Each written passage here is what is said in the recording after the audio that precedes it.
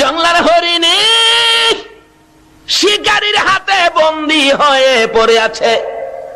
সুতার জাল, মোড়া সুতার জালের মধ্যে সাগর থেকে জাল দিয়ে বড় বড় মাছ ধরে না, শিকারী দুই পাহাড়ের চিপায় সুতার জাল পাইটা ওই জংলার মধ্যে লাঠি দিয়া বাইরেছে। লাঠির বাড়ির আওয়াজ শুনে হরিণ তো একটা দুই পাহাড়ের মাঝখান দিয়া দৌড় দিয়ে গিয়া সুতার জালে আটকিছে। যত নড়াচড়ি করে ততই জাল পেছায়।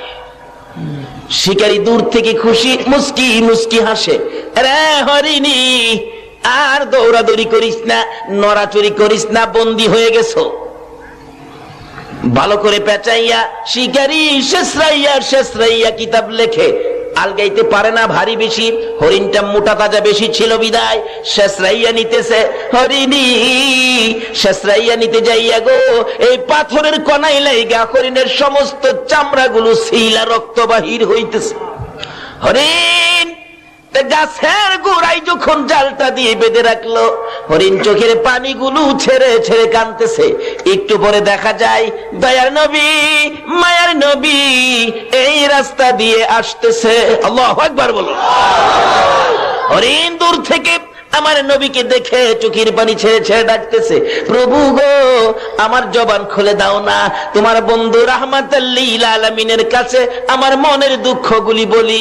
আল্লাহ বলেন, জংলার হরিণ রে, আমার বন্ধুর সাথে কথা বলার জন্য জবান খুলতে চাইছস, যে নবীর উসিলাই এত কিছু করেছি, এই নবীর সাথে কথা বলবি, যা তোর জবান খুলে দিলাম। যে নবীর পক্ষে গেলে জংলার হরিণের জবান পর্যন্তই আমার আল্লাহ খুলে দেয়। বলুন এই নবীর পক্ষে গেলে আমরা লাভ হবে না লস হবে? কাছাকাছি আসার পরে হরিণ ডাকতেছে, প্রভু গো আপনার বন্ধু আইসে গেছে, জবানটা খুলে দেন না। আল্লাহকে যা জবান খুলে দিলাম।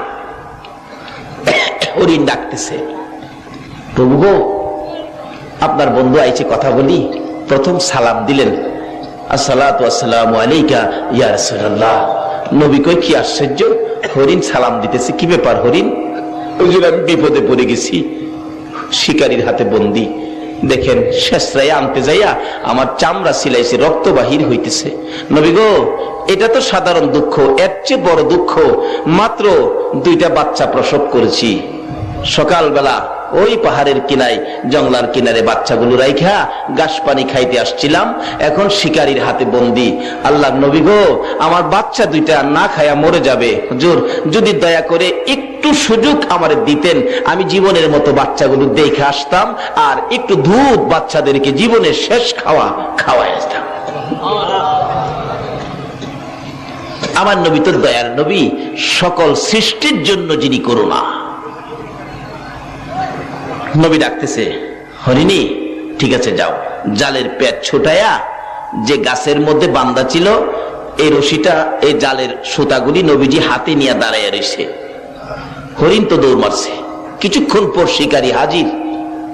আমার হরিণ কোথায়? বাবারে তোমার হরিণ তো ছাইরা দিছি, কিছুক্ষণ পরে হরিণ আসবে। ওই লোক এটা কোন পাগল? শিকারী বলতেছে জাল দিয়ে পেঁচাইয়া হরিণ ধরতে পারি না, আর হরিণ ছাইরা দিলে হরিণ আসবে, এটা কোন পাগল কি কয় রে?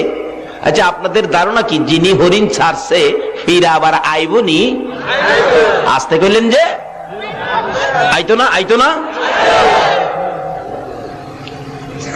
হরিণ দৌড়ে গেছে, যা দেখে বাচ্চাগুলি সারাদিন না খাইয়া থাকতে থাকতে একবারে ছোট বাচ্চা দুর্বল হয়ে পড়ছে।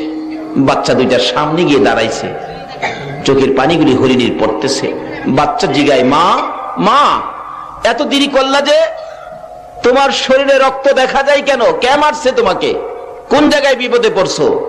মা হরিণী কান্দে। ও বাচ্চারা শোনো, প্রশ্নের পর প্রশ্ন করো না, সময় নষ্ট করো না। শিকারীর হাতে বন্দী হয়েছি, দুধ খাবি নি রে, জীবনের শেষ দুধ আমার কাছ থেকে খেয়ে দে। মা বলে ডাক দিবি নি রে, জীবনের শেষবারের মতো মা বলে ডাক দিয়ে দে।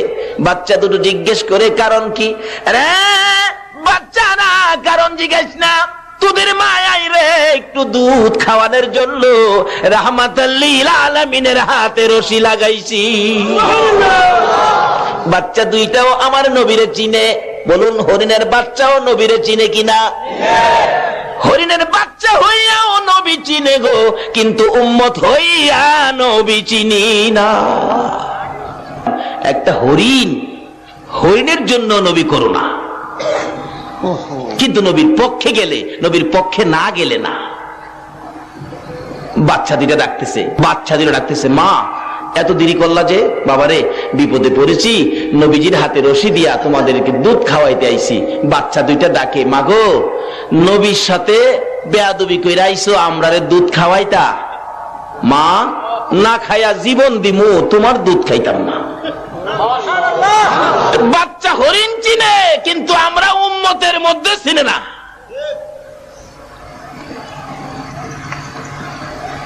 বাচ্চা দুইটা এখন উল্টা কাঁদতেছে, মা মা গো, তোমার দুধ খাবো না। যেই নবী না হইলে জগৎ হইতো না, এই নবীর সাথে বেয়াদবি করেছো, তোমার মতো মায়ের দুধ জীবন যাবে, আমরা খাবো না। বাবারে কি করবি? মা চলো যাই, নবীর সামনে যাই, নবীর একটু দেখবো, নবীর কাছ থেকে বেয়াদবির ক্ষমা নিব, তারপরে আমরা তোমার দুধ খাবো। তো চলো, যাইতেছে। এই দিক দিয়ে শিকারী বলেন, কি ব্যাপার, আমার হরিণ কই? বাবারে একটু থাকো, অপেক্ষায় থাকো, কিছুক্ষণ পরে হরিণ ফিরে আসবে। আশ্চর্যের কথা, হরিণ ছাড়লে আবার ফিরে আসে নাকি? আরে আসবে, না আসা পর্যন্ত আমি এখানে আসি, তুমি চিন্তা করো না। এটা যদি না আসে, আমি আরেকটা ধৈর্য আমি তোমারে দিব। নবী ডাক দিলে হরিণ আইবনি? কয় না দি।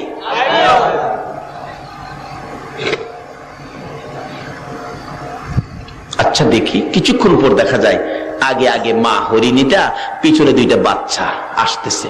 রাসূল বলেন, বাবারে চিন্তা করো না, ওই যে তোমার হরিণ আসতেছে। শিকারী তাকায় দেখে হরিণ গিয়েছিল একটা, আসতেছে কয়টা? বাচ্চা দুইটা একটু যখন কাছাকাছি এসে গেছে, আমার নবীর সুন্দর চেহারা যখন দেখা যাইতেছে, বাচ্চাগুলো মার আগে আগে যায়।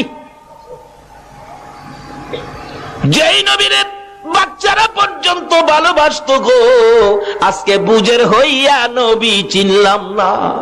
যেদিন আমার নবী মক্কা থেকে হিজরত করে মদিনায় যায়, মদিনার ইতিহাস খুলুন, এখনো মক্কা মদিনা ইতিহাসের ঘন্টা বাজে। আমার নবী মদিনার সীমানার কাছাকাছি গেলে মদিনার লোকেরা দাঁড়িয়ে আছে নবীকে ভালোবাসা দিবে। যেই নবীর ভালোবাসা রে ইয়াসরিব নামের পাথরের দেশ সোনার মদিনা হইয়া যায়। লোকেরা দাঁড়িয়ে আছে নবীকে ভালোবাসা দিবে, কিন্তু বড়দের আগে বাচ্চাগুলো, ছোট ছোট ছেলে মেয়েগুলো একবারে সকলের সামনে গিয়ে দাঁড়িয়ে আছে, হাতে হাত ধরে। নবীজি কাছাকাছি আসার পর আরবি দিয়ে গান শুরু করে দিয়েছিলেন, তলাল বাদরু আলাইনা। আমি তাকে বাংলাতে গান বানাইছি। আমার নবী মদিনার সীমানায় গেলে রাসূল বলেন, ছোট্ট ছোট্ট ছেলে মেয়েরা সবার আগে আমাকে ভালোবাসা দিতে যাইয়া, বাচ্চাগুলো নবীকে ঘেরাও করে দাঁড়াইয়া সবাই ডাকতেছে, আরে মা আমিনার কোলে দেখো চাঁদ উঠেছে। বলুন, মা আমিনার কোলে দেখো চাঁদ উঠেছে, যাহারি প্রেমেতে জাহান পয়দা হয়েছে। হাইরে যাহারি প্রেমেতে জাহান পয়দা হয়েছে। আমার নবী বলেন, আরে কচি কচি বাচ্চা ছেলে মেয়েরা, সত্যি কি তোমরা আমাকে ভালোবাসবি? বাচ্চারা বলেন, ইয়া রাসূলুল্লাহ, আমরা কসম খাইলাম গো, জীবনের বিনিময়ে আপনাকে ভালোবাসবো। রাসূল বলেন, প্রভু গো। বাচ্চারা বলে, জীবনের বিনিময়ে আমাকে ভালোবাসবে? আমিও কথা দিলাম এই দেশের মানুষকে ভালোবাসবো। আমার আল্লাহ বলেন, বন্ধু, তোমার ভালোবাসার কারণে ইয়াসরিব নামের পাথরের দেশ আমি আল্লাহ সোনার মদিনা বানাইয়া দিলাম। যে নবীর ভালোবাসায়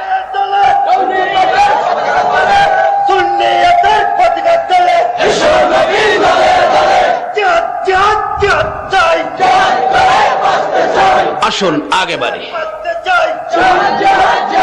বাবারা, কুচি কুচি বাচ্চারা পর্যন্ত নবীরে চিনত, মার কোলের শিশুরা পর্যন্ত নবীকে চিনত। আজকে আমাদের কোন ভূতে ধরছে নবীকে নিয়ে ধাক্কাধাক্কি করি?